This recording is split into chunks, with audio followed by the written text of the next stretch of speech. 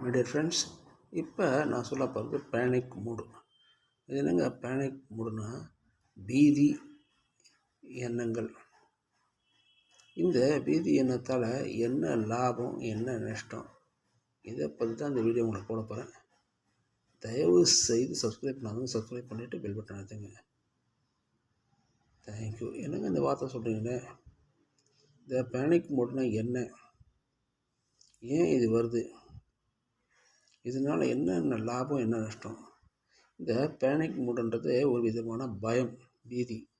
இந்த பீதி என்னவோ செய்வாங்கன்னா, லைட்டாக தூண்டி விடுவாங்க.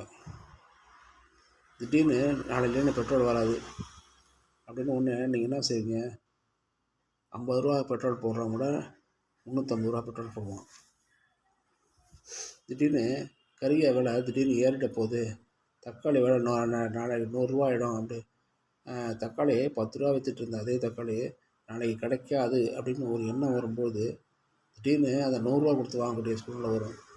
தக்காளி இல்லாமல் ரசம் செய்ய முடியாதா, இல்லை சாம்பார் செய்ய முடியாதா, இல்லை வேறு ஏதாவது செய்ய முடியாதா? புரியுதுங்களா? உங்களுக்கு ஒரு தேவையில்லாத ஒரு பீதியை உருவாக்கும்போது நீங்கள் என்ன செய்வீங்க? தக்காளி 10 ரூபா விற்றுட்டு இருந்த அதே தக்காளி 100 ரூபாய்க்கு வாங்குவாங்க.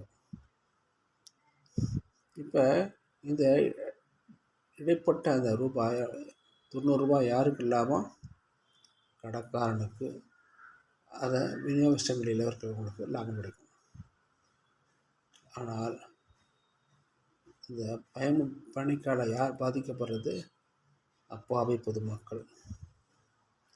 அதாட்டம் வந்துட்டு நீ கேஸ் விலை ஏறி போச்சு, நாளையிலேருந்து கேஸ் கிடைக்காது அப்படின்னோடனே கையில் காலில் இருக்கிற தோடு மலையில் எல்லாத்தையும் அடமானம் வச்சு 2 கேஸ் 3 கேஸ் வாங்கி வச்சுக்கிறாங்க. இது ஒவ்வொன்றையும் உங்களுக்கு இந்த பேனிக் மூடு என்ன ஆகுதுன்னா, ஒரு பயமுறுத்தி உங்களை அதை வாங்க வைக்கிறாங்க. அப்படி நீங்கள் வாங்குறதால யாருக்கு லாபம் அப்படின்னா, வியாபாரிக்கு தான் லாபமே தவிர உங்களுக்கு இல்லை. சரி, நாளைக்கு இன்றைக்கி இல்லைன்னா நாளைக்கு கேஸ் இல்லைன்னா கட்டடப்பு இருக்குது, கட்டடப்பு இல்லைன்னா வேறு ஏதோ ஒரு பேப்பரை வச்சு போட்டு கூட நம்ம பற்ற வச்சு சோறு செஞ்சுக்கலாம். ஒன்றும் பெரிய குடிமொழி போகிற ஒரு பிரச்சனை இல்லை அப்படின்ற ஒரு எண்ணம் உங்கள் மனதில் உருவாகணும். அப்படி உருவானால் தான் இந்த பேனிக் மோட்லேயும் நீங்கள் வெளியே வர முடியும். இந்த பேனிக் மோடை வச்சு ஒவ்வொன்றுலேயும் இந்த பேனிக் மோடை வந்து ஃபார்ம் ஆகிட்டு தான் இருக்குது. அந்த ஃபார்ம் ஆகும்போது ஒவ்வொரு விதத்துலேயும் பயம் வரும்.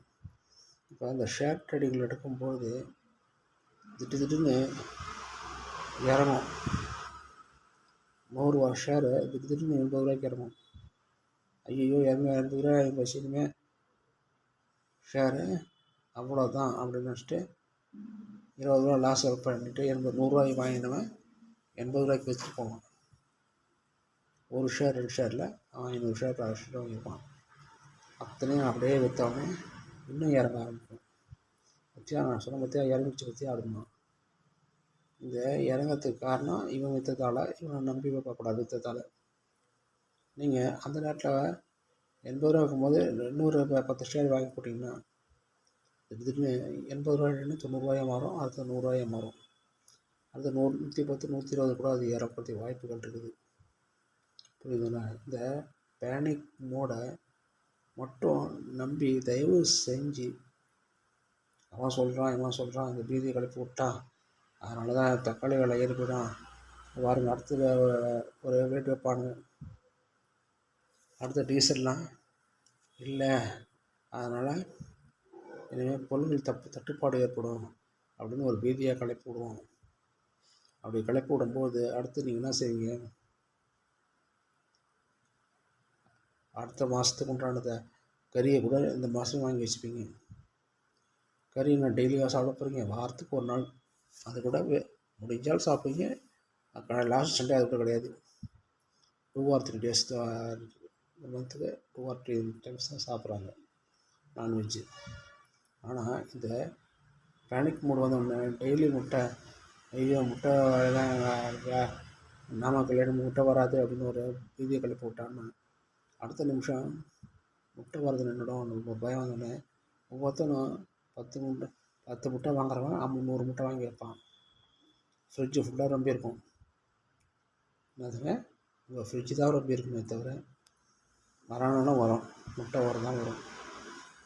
அதனால் தயவு செஞ்சு இந்த பேனிக் மூடை விட்டு நீங்கள் வெளியே வாங்க. அந்த பயத்துலேருந்து உங்களுடைய வாழ்க்கையை உங்களை கெடுக்கக்கூடிய மிகப்பெரிய ஒன்று நீங்களே உருவாக்கிக்காதீங்க. இதுதான் என்னால் சொல்ல முடியுது. தேங்க்யூ. இது பிடிச்சதுன்னா லைக் பண்ணுங்கள், கமெண்ட் பண்ணுங்கள். தயவு செய்து சப்ஸ்கிரைப் பண்ணிவிட்டு பெல் பட்டன் அழுத்துங்க. தேங்க்யூ.